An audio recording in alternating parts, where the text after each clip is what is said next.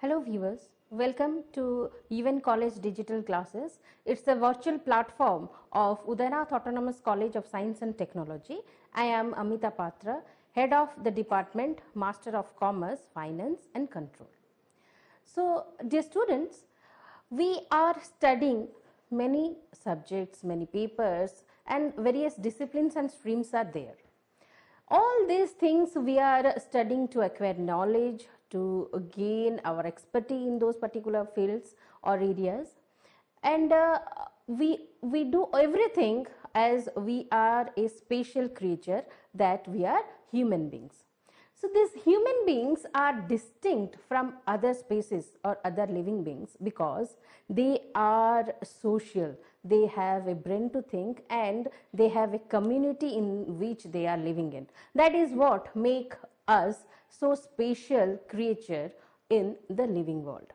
So as a society or as a social creature, social being, we have various responsibilities, various dealings, or we can say that we have various duties towards this society, and we can say that these human beings or these human creatures are one who are controlling everything that are known to be in this earth or in this living world. So in today's paper, we are going to read a paper that is social management, and it's a paper of Master of Social Works.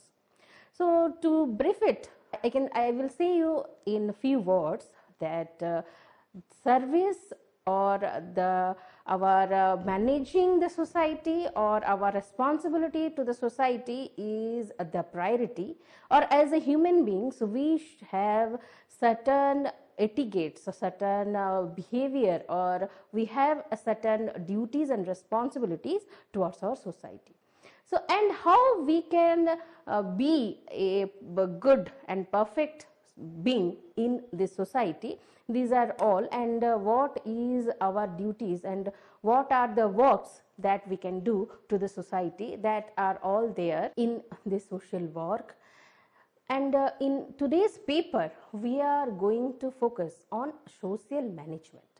So before going into the social management in today's class, let's have a quick look and understand that what the society is, what is the management of society, why it is needed, how the society is existing, what are the components of the society, and how the society and environment, or we can say the ecosystem or the food chain or everything that is there in the environment are interrelated, or we can say they are integrated.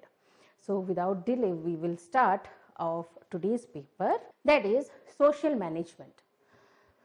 First we should understand that what a society is. So as we know that a large group of interacting people in a defined territory sharing a common culture is said to be a society.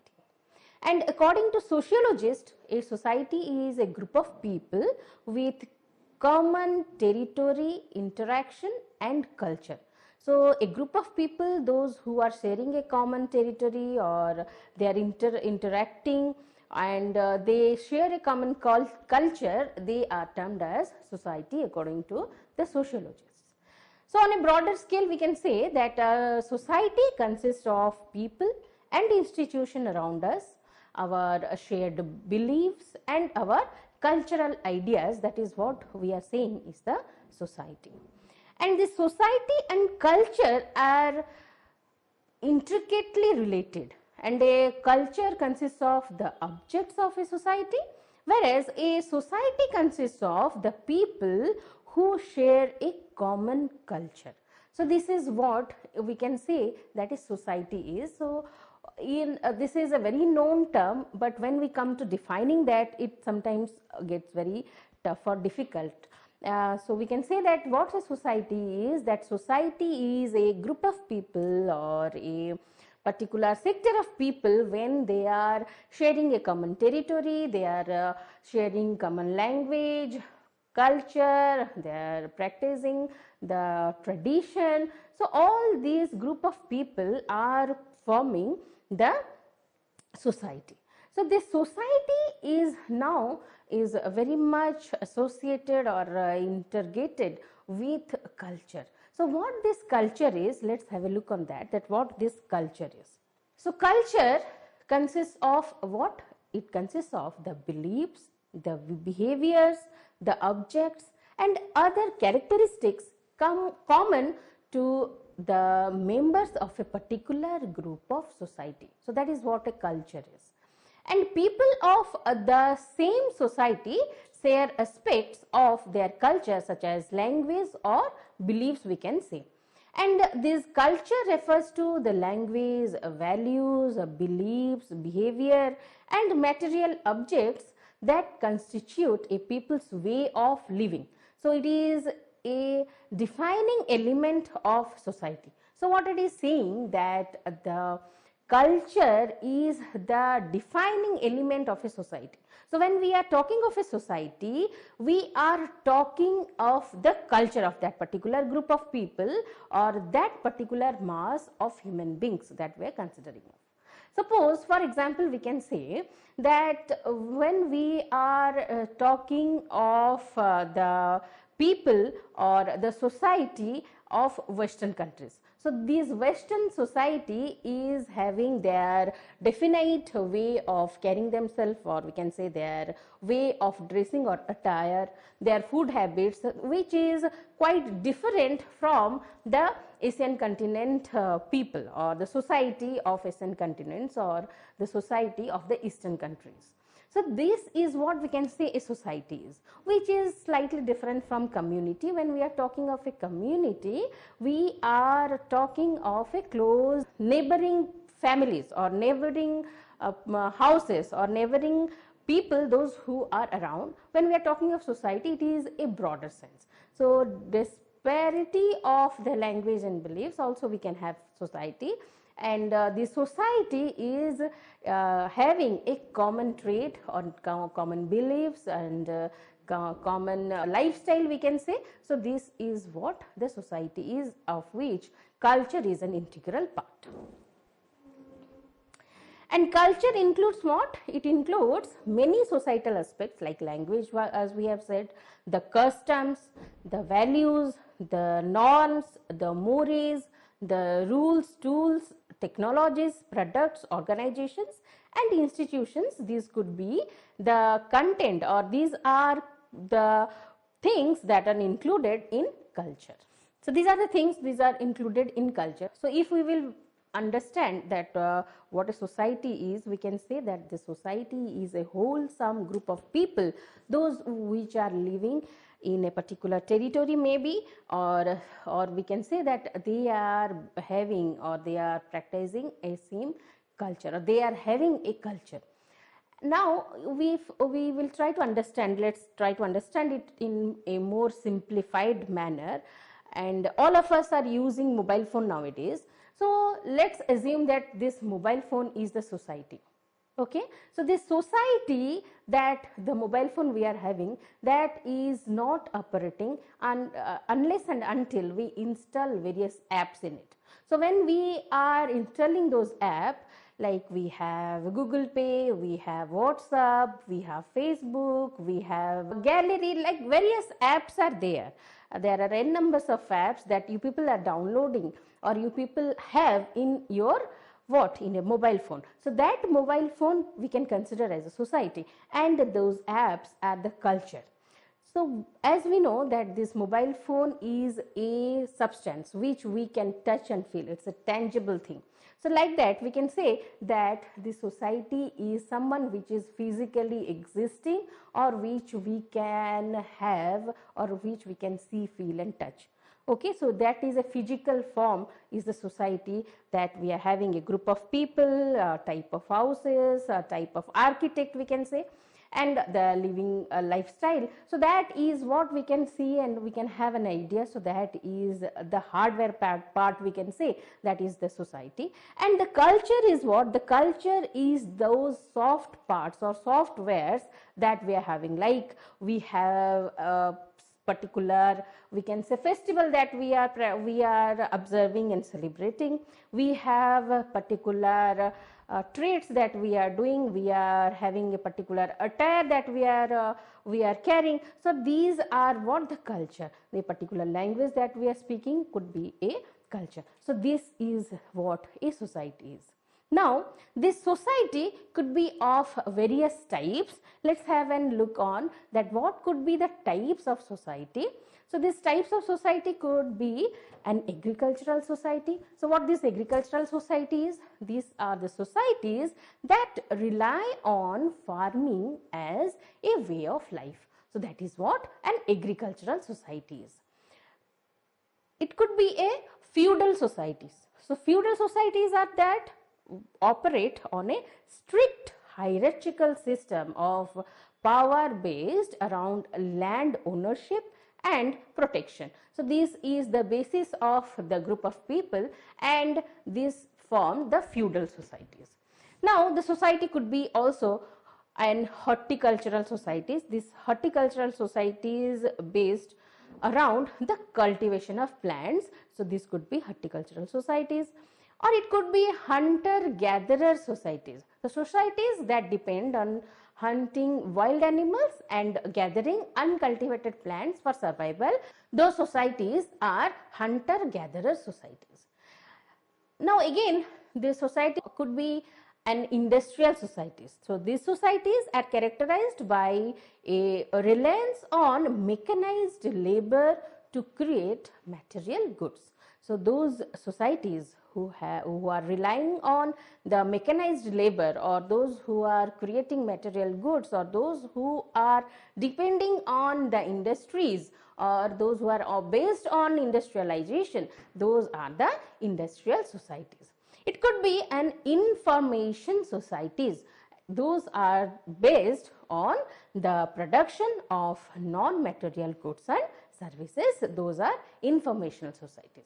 So like this, there could be also pastoral societies. So these pastoral societies are based around the domestication of animal. So when we have the societies, those who are domesticating various domestic animals and forming a particular society, they are pastoral societies. So this could, so like that, there could be various types of societies that are there, and according to the type of their lifestyle, according to the type of their common traits, these societies can be segregated into various types. So when we are talking of these types of society, you must be finding that these human beings are civilized or socialized from the time immemorial, and in due run of the passage of time, the society is been developed and it run towards modernization. So there is a very famous, a world renowned philosopher, a socialist, and what not, the man, that is the Karl Marx, he had put forward various theories, and he is the light bearer of the society, we can say. And he felt that this society that is running from the time immemorial to the modernization, the base of the society is economy. So economy is the base and everything is the superstructure on that. That is what he thinks is the development of this society is. So what the Karl Marx is putting forward, that he put forward a theory of development of human society, and his idea is that of base and superstructure. And in this model, a society's economic structure forms its base, on which the culture and social institutions rest, forming its superstructure. So this is the structure, that is the base and superstructure of Karl Marx, in which you can see that this is the base, which is the economy, and every other institution is the superstructure. It includes government, family, religion, education, and every other thing that is there in the society. So for Marx, It is the base, the economic mode of production that determines what a society's culture, law, political system, family form, and most importantly its typical form of struggle or conflict will be like. So this is what the idea of Marx is, that on the economy everything of the society is depending, or that is the base on which every other thing of the society depends. It might be the society's culture, it might be the laws and regulations, it might be the political system, family form, or it might be the struggle or conflict. Everything is depending on the economy. And each type of society that we have discussed, the various types of society, it might be the hunter-gathered, pastoral, agrarian, feudal, so could be characterized as the total way of life that forms around this different economic basis. So all these types of societies, they are characterized by the economic base on which they are carrying out their life, or what is their life sustainability. The economic base is the one by which we are segregating the types of societies. And what Karl Marx asserted, that all elements of a society's structure is dependent on its economic structure. So every structure of the society is dependent on the economic structure of the society, what Marx was saying. Now, the society as well as the economy is dependent upon goods and services provided by natural ecosystems. Now, when we are talking about economy and we are talking about society, and we are talking about both simultaneously, and we are saying that the economy is the base on which we are having societies, or economy is the base of the society. So this is dependent upon goods and services, and these goods and services again is dependent upon the natural ecosystems. And these natural ecosystems provide innumerable services which make human civilization possible. And one of the society's greatest challenges is to maintain natural ecosystems while promoting economic growth and the quality of life. When we are talking of economy, and when we are saying that economy is the base of society, and there is so much interdependent of economy and society, this economy is, we are saying that dependent on the ecosystem or natural ecosystem, what we are saying in particular. So this natural ecosystem is providing the most, or it is the major contributor of the economy. And this natural ecosystem is now at stake, and there is a great challenge of society to take care of this natural ecosystem. Now, what is this ecosystem and what is this natural ecosystem? We just have a quick look on that. What is ecosystem then? Ecosystem is the complex of living organisms, their physical environment and all their interrelationship in a particular unit of space. That is what is the definition of ecosystem is.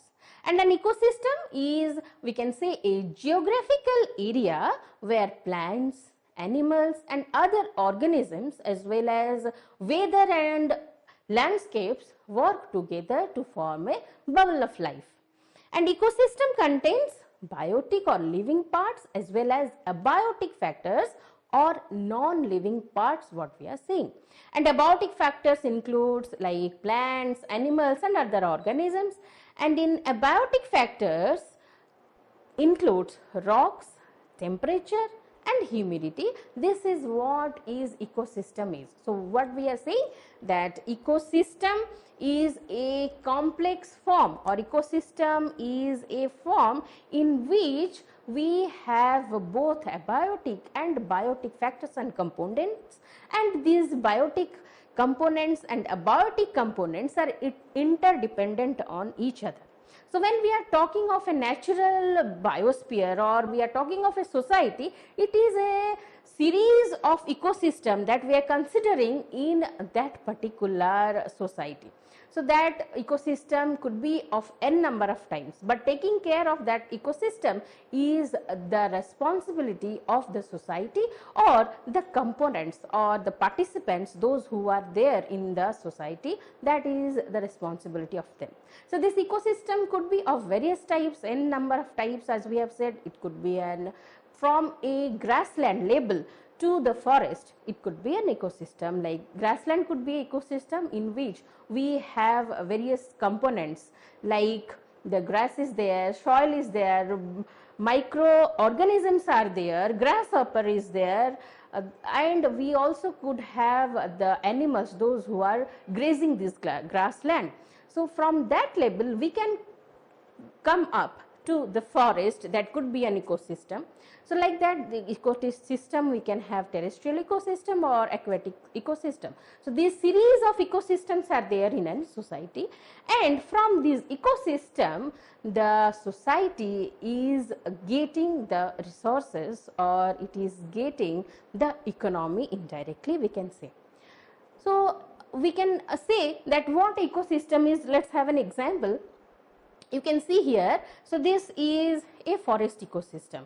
Here we have wild animals, we have birds, we have an water body. In water body also we have aquatic animals, we have amphibians, we have sun. Like that, this is a complete ecosystem of forest in which we have various biotic and abiotic components which are interdependent on each other. We can zoom it and we can see that how animals, plants, atmosphere, the temperature, humidity, lands, the landform, the type of plants that we are having in the forest, all these form the ecosystem of forests. So like that, we have various ecosystem in a community or society. Now the resources that we are getting from this ecosystem or nature. These resources are what? These resources are anything that has utility and adds value to our life, that anything that is useful to us, we can say that that is a resource. And air, water, food, plants, animals, minerals, metals and everything else that exists in nature and has utility to mankind is a resource, we are saying. And in a resource can be a natural and man-made, and also these natural resources can be biotic and abiotic, or it could be renewable and non-renewable. So this is what a resource is.